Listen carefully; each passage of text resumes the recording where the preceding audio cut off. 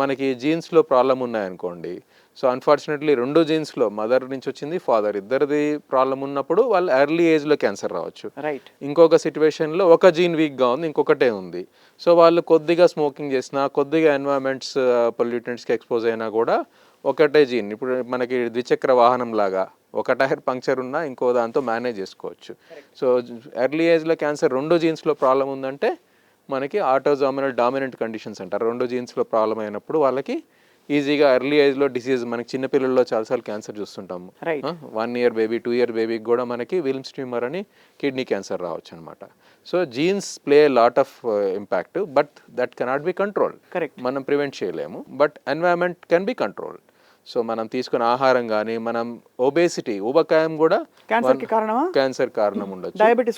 Diabetes direct link లేదు, కానీ obesity has been shown మనకి ఈ కిడ్నీ క్యాన్సర్కి కొద్దిగా లింక్ ఉందని కొన్ని సజెషన్స్ వచ్చాయి.